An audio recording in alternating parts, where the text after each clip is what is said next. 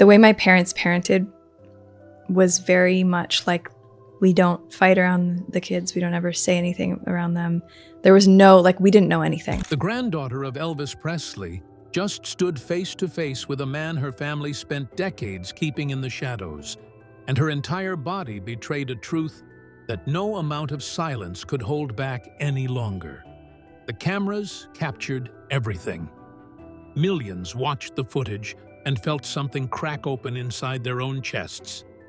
Because this was not celebrity gossip. This was a family secret clawing its way into the light after nearly 50 years underground. And nobody in the Presley bloodline saw it coming. The moment that broke the internet. In 2026, an alleged piece of footage started making its way across every social media platform at a speed that even seasoned internet commentators could not explain. The footage showed Riley Keough, the eldest granddaughter of Elvis Presley, encountering a man named Bob Joyce for what appeared to be the first time in any meaningful way. When Riley looked at Bob Joyce, something moved across her face that you could feel through the screen. It was not shock in the traditional sense. It was the kind of recognition that comes when something you have known about your entire life suddenly becomes real, in a way that all the private conversations and family silences never could have prepared you for. She moved toward him, and the movement itself told a story. There was no hesitation. There was no pulling back.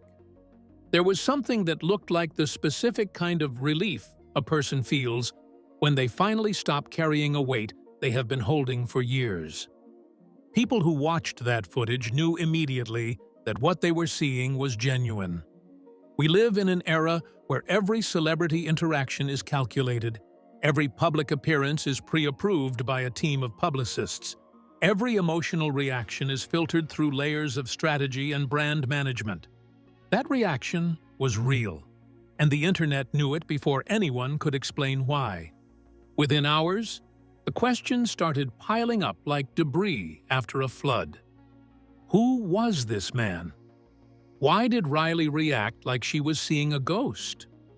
What did the Presley family know about Bob Joyce that the rest of the world did not? And the most unsettling question of all, if this connection was innocent, why had the family kept it hidden for so long?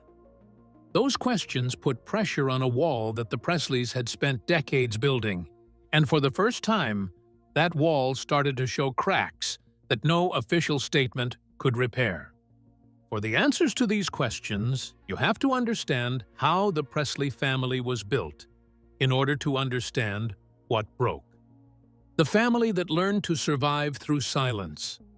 Riley was born on May 29, 1989 in Santa Monica, California, the daughter of Lisa Marie Presley and musician Danny Keough. She never met her grandfather. Elvis died 12 years before she was born, but his absence shaped her life as powerfully as his presence shaped everyone else's. From the moment she drew breath, Riley was not just a child. She was a living continuation of the most mythologized family in American entertainment history, and that inheritance came with rules that nobody had to write down because every Presley absorbed them through instinct. In a January 2025 interview on the Call Her Daddy podcast, Riley said something that opened a window into how those rules actually worked inside the family. She told host Alex Cooper that the way her parents parented was very much like they did not fight around the kids. They did not ever say anything around them. She was 5 years old when her mother married Michael Jackson in 1994. She had no awareness of the allegations against him. Nobody told her. She never asked as an adult. The protective wall her parents built around her childhood was so airtight that the biggest scandal in American entertainment unfolded in her living room and passed right over her head. That level of protection does something to a person over time. It teaches you to read what people are not saying more carefully than what they are saying. It teaches you that certain names carry weight that you can feel but never discuss. It teaches you that loyalty means carrying knowledge silently, sometimes for years, sometimes for a lifetime, and understanding that the weight of what you know is the price of belonging to a name the world believes it owns. Riley grew up understanding that some people existed in her family's universe in a space that was neither acknowledged nor denied. A careful middle ground where important connections were respected but never exposed to the brutal machinery of public interpretation. Bob Joyce was one of those people. He existed in the family's internal awareness the way a locked room exists in a house you have lived in your entire life. You know the room is there. You can feel the weight of whatever is behind the door. But nobody hands you the key, and you learn very early that asking for it will cause more problems than simply accepting the silence. The preacher from Arkansas who never asked for fame. Robert Wayne Joyce was born on June 19, 1952, in the American South. He married his wife, Willina, in 1975, and they raised 3 children together and now have several grandchildren. Around 2010, he started what would become the Household of Faith Church in Benton, Arkansas, beginning with just 7 or 8 people meeting weekly in a modest gathering led by faith rather than ambition. By 2014, the congregation had grown enough to rent a small business space on Salem Road, eventually moving to a larger room that held about 35 to 40 chairs. He preaches every single Sunday from the King James Version. He has no paid staff. His church does not sell merchandise. He does not send private messages online.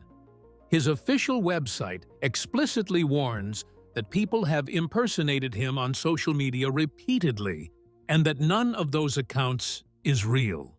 The conspiracy that turned this quiet pastor into a global phenomenon started when videos of his Sunday gospel performances began circulating on YouTube. His voice is deep, resonant, unmistakably powerful, and it carries an eerie similarity to the vocal quality that made Elvis Presley the most recognizable singer on the planet. The way he holds a microphone, the southern cadence in his speech, the physical presence he carries at the front of a room, all triggered something in people who had spent decades mourning a man they never stopped loving. Tom Mennel, who has been an Elvis fan since he was 6 years old, watched a clip of Joyce singing and stated publicly that he was convinced Joyce was Elvis and that he hoped the pastor would one day reveal who he really was. Pastor Bob Joyce has addressed this directly, and his response has never wavered. He has confirmed that he is Robert Wayne Joyce, born in 1952. Elvis Presley was born in 1935. That is a 17-year age gap that collapses the conspiracy before it even gets started. Elvis would be 91 years old in 2026. Joyce is 74. Beyond the mathematics, Elvis had blue eyes and Joyce has dark eyes. Elvis had no gap in his front teeth, and Joyce does. The physical and biographical evidence is not ambiguous. Bob Joyce is not Elvis Presley. He has said so himself repeatedly, and the facts support him completely. Yet despite all of this, the theory persists, and it persists because human beings do not fall in love with logic. If you want to understand why someone like Bob Joyce, a gospel preacher with a powerful voice, could become entangled in the mythology of Elvis Presley, you have to go back to a dimension of Elvis's life that most people never think about: the spiritual hunger that fame could never feed. Elvis was not just a performer. He was a seeker, and his search for spiritual meaning was so intense, so consuming, and so deeply personal that the people closest to him did not know how to handle it, let alone share it with the public. Elvis grew up in the Pentecostal churches of Tupelo, Mississippi, and Memphis, Tennessee. The gospel quartets that performed at the First Assembly of God Church were the earliest and most enduring musical influence on his life. The Blackwood Brothers, the Statesman Quartet, and the Stamps Quartet were not background noise. They were the foundation of everything he became. Every single Grammy Award Elvis won during his lifetime was for a gospel recording, not for any of the rock and roll hits that made him globally famous.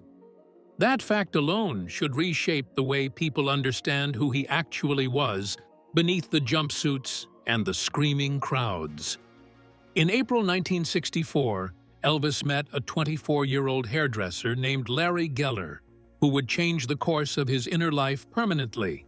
During their very first conversation, while Geller was cutting his hair, the two men talked for hours about the deepest questions a person can ask. Geller later recalled that Elvis told him he had always wondered why he, out of millions of people, had become Elvis Presley. Geller said there was something profoundly missing inside him, a hole that no amount of fame or money or women could fill. Elvis offered Geller a permanent position on his staff that same day and began consuming books on Hinduism, Judaism, numerology, theosophy, and mystical Christianity with an appetite that stunned everyone around him. Elvis himself described his deepest motivation in words that strip away every layer of performance and legend.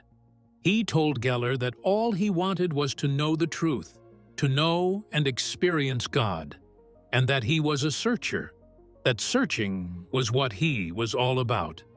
He insisted on singing Peace in the Valley on The Ed Sullivan Show as a gift to his mother, against the wishes of the producers. He brought gospel music into the International Hotel in Las Vegas when management wanted nothing but secular entertainment.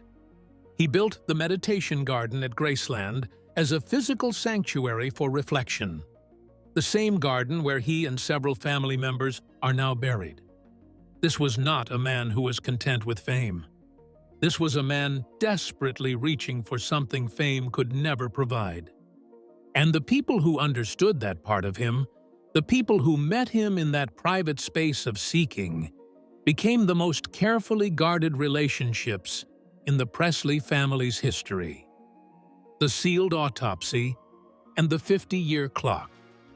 Elvis Presley was found face down on the bathroom floor at Graceland on August 16, 1977. His pajama bottoms were around his ankles. He was 42 years old. Dr. Jerry Francisco, the Shelby County coroner, conducted a 2-hour examination and ruled the preliminary cause of death as cardiac arrhythmia. When the initial findings failed to determine what triggered the arrhythmia, and reports surfaced that 10 prescription medications were found in his body, the speculation became a wildfire that nobody could contain. The Presley family watched the world dissect Elvis's death in real time, and they made a decision that would shape the next 5 decades of conspiracy culture. They requested a second private autopsy. The results of that examination were sealed for 50 years. They will not become public until August 16, 2027. Dan Warlick, the chief investigator for the Tennessee office of the state chief medical examiner, was the only non-family member who attended. He later described Elvis's chronic constipation from years of prescription abuse and high-fat consumption, claiming the strain triggered a mechanism that compressed his abdominal aorta and stopped his heart. Dr. Forrest Tennant, a California physician who reviewed the sealed file while defending Elvis's personal doctor at trial, proposed something entirely different, arguing that Elvis's deterioration stemmed from a serious head injury in 1967 rather than substance misuse. The sealed autopsy created exactly the kind of vacuum that conspiracy theories are engineered to exploit. Without a definitive, publicly available answer, every alternative narrative found room to breathe. The Bob Joyce theory is one of them. So are claims from books like I Just Can't Help Believin' by Lee Beckett, which allege that DNA from a 1975 biopsy Elvis had for hepatitis did not match DNA taken from his 1977 autopsy. When a news outlet reportedly contacted Lisa Marie's representatives requesting a sample that could settle the matter permanently, she declined. No mainstream scientific institution has verified any of these claims, but their persistence reveals something deeply human about the way grief refuses to accept finality, especially when the official record has a 50-year lock on it. The woman who stopped protecting the silence. Riley Keough did not become someone who breaks family patterns overnight. The transformation happened in stages, each one more public and more permanent than the last. When her brother Benjamin died in July 2020, something inside the family's carefully maintained equilibrium shifted in a way that could never be reversed. When Lisa Marie died on January 12, 2023, Riley became the sole trustee of the Promenade Trust and the owner of Graceland at 33 years old, carrying the weight of a legacy that had already claimed two of the people she loved most. In May 2024, she discovered that a fraudulent entity called Nosany Investments had attempted to force a foreclosure sale of Graceland, claiming her dead mother had taken out a $3.8 million loan using the estate as collateral. Riley filed a 60-page lawsuit, alleging the documents were forged, the signatures fabricated, and the entire company fictitious. The notary whose name appeared on the paperwork swore in an affidavit that she had never met Lisa Marie Presley. A Shelby County judge blocked the sale, and a woman was later arrested in connection with the scheme. Riley had fought off strangers trying to steal her family's home using her mother's forged name, and she won. Then came the memoir. Lisa Marie had spent years recording audio tapes of her memories before her death, raw and unfiltered accounts of growing up at Graceland, of being dragged screaming toward her father's body on the bathroom floor, of her marriages, her addiction, her grief. Riley retrieved those tapes, lay in bed, and listened to her dead mother's voice telling stories that nobody else could ever tell. She completed the memoir titled From Here to the Great Unknown, and it debuted at #1 on the New York Times bestseller list. Oprah Winfrey selected it for her book club. In their October 2024 special, Riley told Oprah that her mother had sensed many times that Elvis was not okay. Lisa Marie used to find him in his bathroom, holding onto the railing just to stand upright. As a little girl, she wrote letters saying she hoped her daddy would not die. The premonition lived inside her for years before it became reality.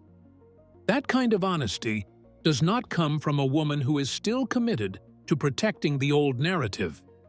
It comes from a woman who has already decided the old rules no longer serve anyone. The truth that was never about Elvis being alive. Let us be completely clear about something, because this matters more than any conspiracy theory ever could. Bob Joyce is not Elvis Presley. The facts are not ambiguous, and they are not open to interpretation. The birth records, the age difference, the physical characteristics, the biographical documentation, and Joyce's own repeated, direct, unambiguous denials all confirm the same thing. He is a pastor from Arkansas with a remarkable voice who has built a small, devoted congregation around the gospel of Jesus Christ. But the reason the Bob Joyce theory refuses to die is not really about Bob Joyce at all. It is about what Elvis Presley meant to an entire generation of people who have never been able to fully let him go. When you grow up listening to a voice that shaped the way you understand music and emotion and rebellion and tenderness, when that voice becomes part of the soundtrack of your most important memories, your first love, your wedding, the song playing on the radio the night your father passed, You do not process the loss of that voice the way you process ordinary grief. What Riley's viral moment actually proved has nothing to do with whether Elvis is alive. It proved that secrets, no matter how carefully guarded and no matter how lovingly maintained, have an expiration date. It proved that the gap between what a family knows privately and what the world is allowed to see eventually becomes a pressure that no amount of management can contain. It proved that authenticity, in an era of manufactured everything, still has the power to stop millions of people mid-scroll and make them feel something they cannot name. In August 2027, Elvis Presley's sealed autopsy report will be released to the public for the first time in 50 years. Whatever that document reveals, whether it settles the conspiracy theories permanently or adds fuel to fires that have been burning since 1977, the woman standing at the center of the reckoning will be Riley Keough. She holds every key. She controls every door. And based on everything she has shown us over the past 3 years, she is not interested in protecting the silence any longer. The most explosive Presley revelation was never about whether Elvis is alive. It was always about whether his family was ready to let the full, unedited, complicated truth of who he was finally breathe in the open for the first time in half a century. And Riley has already given us her answer. Tell us in the comments what you believe Riley actually saw in that moment, and whether the sealed autopsy in 2027 will close the door on the conspiracy or blow it wide open.